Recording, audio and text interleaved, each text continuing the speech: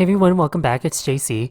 This video is a tag along to a recent project I did for the Altenew watercolor brush marker refill release.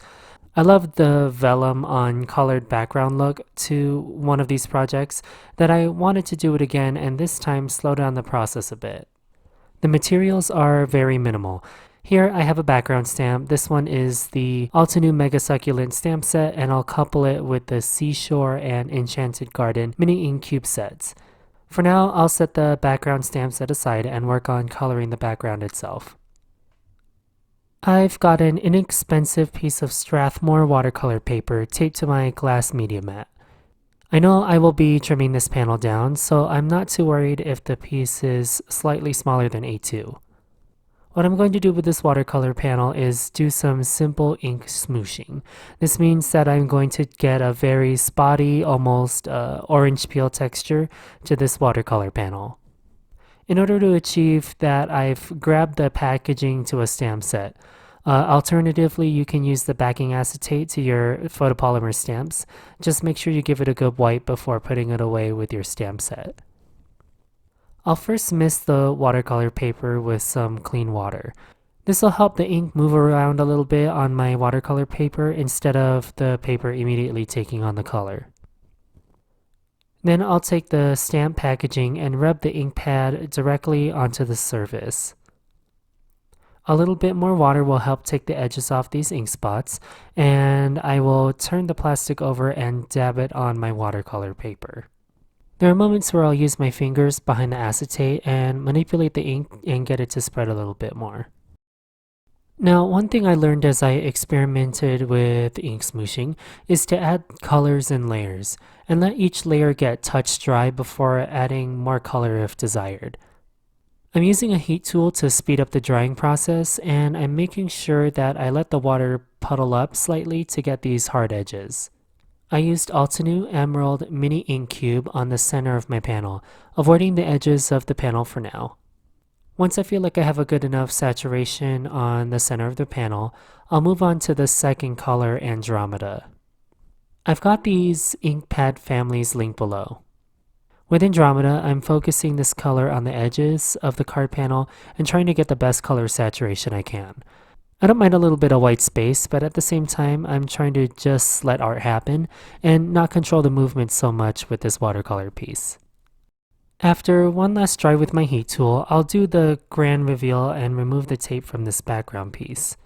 Now I'll set this aside to fully dry and move on to the second element of my card. Here I'm showing you Altenew Mega Succulent stamp set. This large background stamp is approximately 6 by 6 inches, and I'll use this stamp to gold heat emboss the outline on a slightly larger piece of vellum with Altenew Platinum Crisp embossing powder.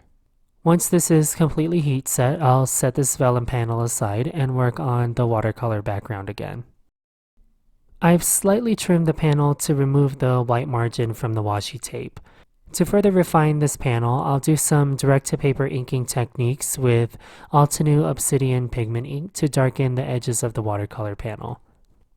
I did this to give the panel a more complete and finished look. Just remember, with pigment ink, it isn't an instant dry like dye inks. So I had to take my heat tool once again to dry the edges of the watercolor piece. Now I'll bring back the watercolor panel and the gold heat embossed vellum piece and do a test overlay. As I was looking at this overlaid vellum piece, something didn't look quite right in my opinion. I wasn't impressed with how the vellum washed out the watercolor piece underneath, and those large white spots were a little too distracting. So then I decided to color the vellum piece to artificially hide the uncolored parts of the watercolor paper, but also liven up the vellum.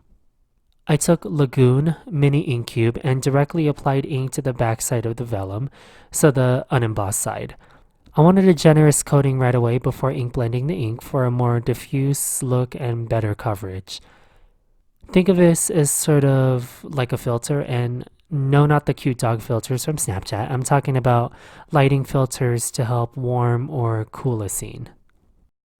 And now when I overlay the colored vellum piece over the watercolor piece, the watercolor panel looks finished and completely saturated in color. I'll trim down the vellum piece so that it is the same size as the watercolor panel. In order to adhere the vellum to the background, I used the sentiment and embellishments to hide the adhesive. I made the sentiment with my lovely Dymo embossed label maker. If they ever stop selling these labels, I swear I'll cry. I decided on this little cheesy sentiment, sucka for you. I know, so penny. I adhered these strips to scraps of black cardstock and raised the labels up using foam squares. After adding the sentiment strips to the vellum a little off-kilter, I adhered the watercolor piece off-kilter as well on top of some Nina craft cardstock. Like I said earlier, I hid the liquid adhesive behind the foam squares on the vellum piece before taking it over to the watercolor panel. And the last two things I did off camera was add a piece of baker's twine to anchor the vellum a little bit more and added some white pearls as embellishments. And that finishes this card. I love having the vellum lift off the watercolor just a bit for a little interactive element to the card. The vibe of this card is a little rustic and a little boho, but of course it's 100% handmade, and that's the most important part.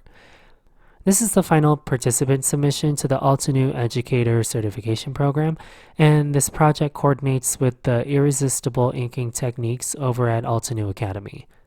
Thank you all so much for coming along with me on this crafty journey and checking out these videos. I always appreciate it. And your homeboy has an end screen now. What? The video on the left is the follow-up project that I made for the liquid watercolor release from Altenew. I'd love if you check out more of my ideas on using watercolor panels. And if you're new to my channel, welcome. Please subscribe and like if you haven't already. I'll talk to you all very soon, and have the best day.